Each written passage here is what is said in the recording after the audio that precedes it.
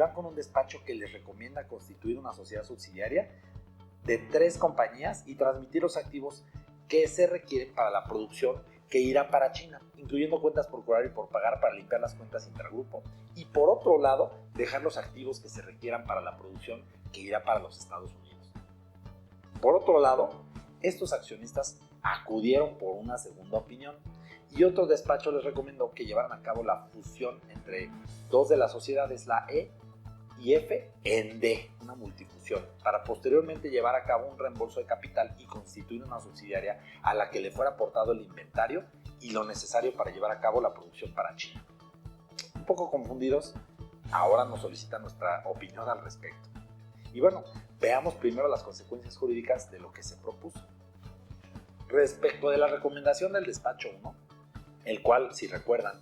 recomendó la constitución de una subsidiaria por parte de las compañías D, E y F, transmitiendo el inventario necesario, efectivo y cuentas por cobrar.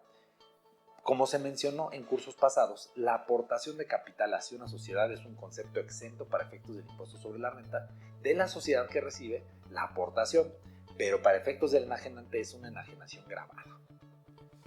En caso de las 3 sociedades que aportaron activos, estas estarían enajenando los bienes aportados, específicamente el inventario, por lo que estarían sujetas a los efectos del impuesto sobre la renta e impuesto al valor agregado en esta operación que resulten aplicables. En un ejercicio sencillo y sin profundizar en un tema numérico, por lo que respecta a los inventarios, estos tendrían que ser aportados al valor de avalúo o de mercado, es decir, al valor al que se enajenaría ese inventario a un tercero, para luego determinar la utilidad que existiría por la enajenación en comento por cada una de las empresas. Para eso se requiere el famoso estudio de precios de transferencia. En el caso de las sociedades E y F, la utilidad sería la diferencia entre el costo de producción o de adquisición de los automóviles y su valor de mercado a la fecha de aportación, mientras que para la sociedad D, al tratarse de una sociedad que mantiene los automóviles para efectuar un arrendamiento puro, es decir, el siguiente paso en dicha reestructura es al final del contrato, esta tendrá que comparar el valor fiscal de los vehículos, es decir, el valor pendiente por depreciar fiscalmente de los vehículos, contra el mismo valor de mercado. Solo un paréntesis importante. A diferencia del arrendamiento financiero, el arrendamiento puro no se considera como una enajenación para efectos fiscales, así que no registras como inventario el activo que arriendas y la acumulación fiscal viene por el monto de los pagos que se reciban. Otra de las diferencias con el arrendamiento puro es que el arrendamiento financiero nos permite acumular fiscalmente a flujo y desde el primer pago existe una diferencia en el trato fiscal, dado que mientras la arrendadora acumula por cada pago que efectivamente reciba, o sea, flujo, la arrendataria puede deducir fiscalmente el bien desde el momento 1 y a las tasas que nos marca la ley para el activo de que se trate. Pero volvamos al caso y vayamos al supuesto de aportación de las cuentas por cobrar. Para efectos fiscales, el hecho de que una cuenta por cobrar sea aportada a una nueva sociedad se traduce en un supuesto de cobro. La aportación de una cuenta por cobrar se realiza a valor nominal, por lo que para efectos de ISR no nos preocupa mucho porque no debe haber un efecto de acumulación para las empresas que aportan esta cuenta, ¿no? Sin embargo, de existir intereses que se hayan devengado y no se hayan cobrado ni acumulado para efectos de ISR, tendríamos que reconocer ese efecto de cobro al recibir las acciones por la aportación de la nueva sociedad, es decir, mi pago son las acciones que me emite la sociedad a la que aporté. No debe haber mucho de esto porque los intereses para efectos de ISR en sociedades se acumulan a devengo y eso normalmente es mensual, pero puede haber casos en los que esto no suceda. Por otro lado, el IVA.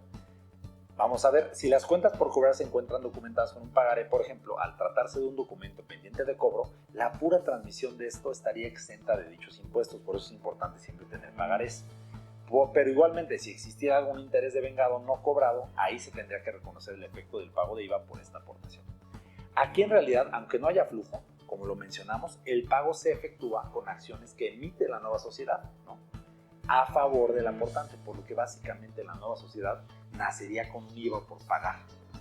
Ahora bien, lo anterior no ayudaría a limpiar las cuentas por cobrar intercompañía, dado que éstas siguen existiendo, pero ahora una sola sociedad concentra todas estas cuentas como un activo.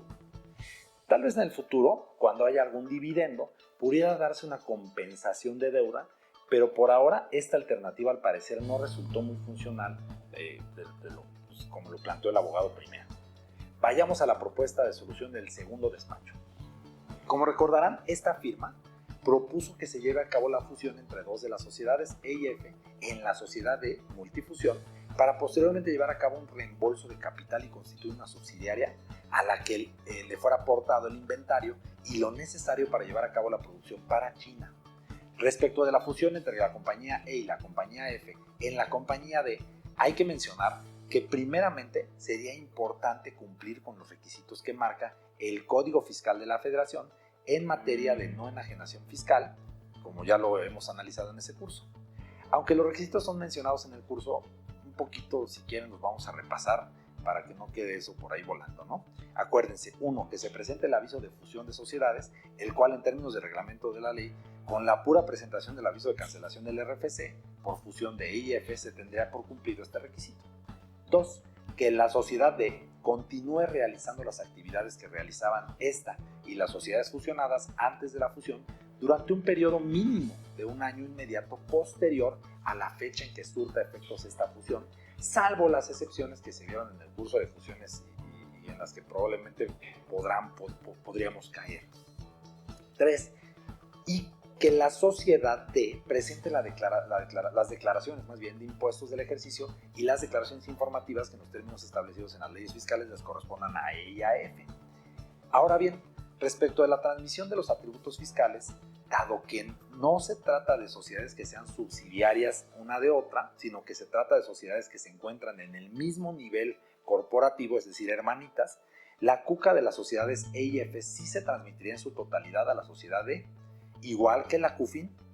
Sin embargo, para el caso de las pérdidas pendientes por amortizar, aquí se estaría perdiendo el atributo que le correspondía a la sociedad F, que era de 25,000, como lo vimos, y los cuales pudieron ser importantes para un futuro. El efecto económico neta de esta pérdida es del 30% de esos 25,000, como ya también lo vimos en otro curso, es decir, 7,500 pesos. Ya no podré ahorrarme de la bolsa, ¿no?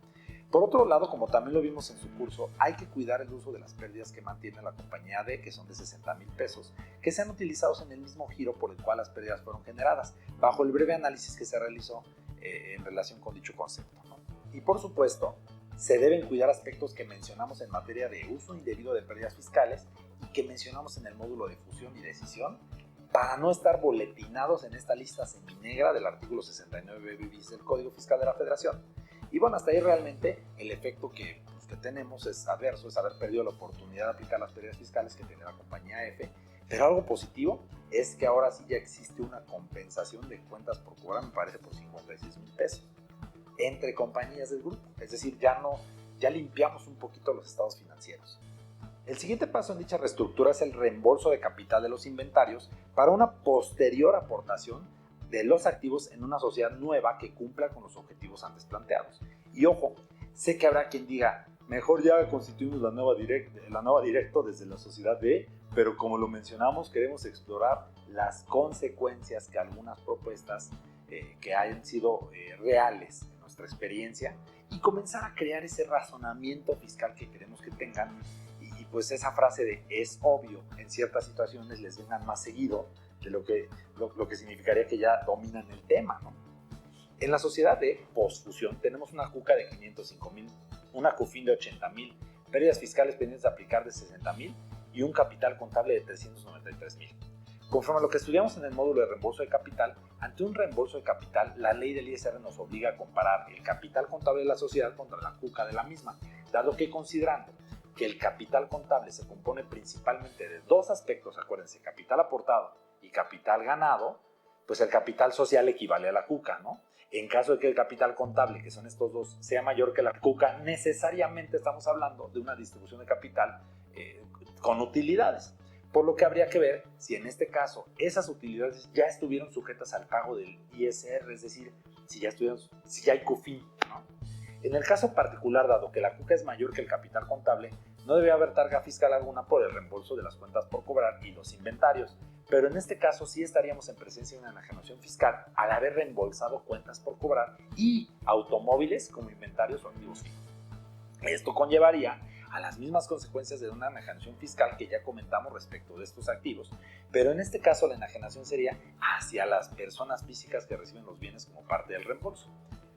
Ahí también cabe mencionar que estamos en una situación en la que estrictamente el capital de la sociedad aumentó vía fusión y posteriormente disminuye, por lo que en principio podríamos decir que estaríamos también en presencia de un denominado sube y baja.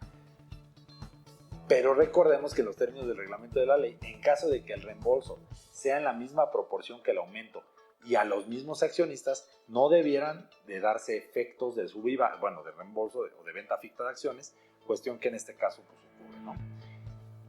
Con eso igualmente nos olvidamos de la interpretación de si ante una fusión y un reembolso de capital pues se considera que existe un sube y baja para ciertos casos, pero sigamos avanzando, ese lo exploramos en el de reembolso de capital.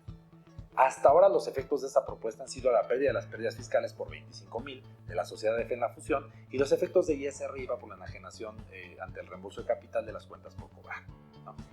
El último paso, que es la aportación de capital a la nueva sociedad, no conllevaría efecto fiscal adverso por la corta temporalidad que existiría entre la fecha de reembolso y la fecha de aportación a una nueva sociedad. Acuérdense que el costo fiscal sería el valor de mercado a la fecha de reembolso de los automóviles y como dicho valor no ha cambiado entre la fecha de reembolso y la fecha de aportación a la nueva sociedad, pues evidentemente no existiría una utilidad acumulada, ¿no? En este caso. En materia de IVA, consideremos que tampoco debería existir efecto alguno, dado que no se devenga un interés alguno entre este periodo y por favor olvidemos las teorías, como siempre lo he dicho, de algunos fiscalistas que se pierden los años filosofando sobre el devengo por segundo o por microsegundo de un interés y hacen cálculos supercientíficos al respecto e incluso llegan a confundir a las autoridades fiscales, ¿no? En algunas revisiones que hemos tenido la suerte de ver. Y bueno, este es un tema más académico, pero vamos a mantenerlo como académico, ¿sale? En conclusión, los efectos ante esta alternativa son los anteriormente comentados.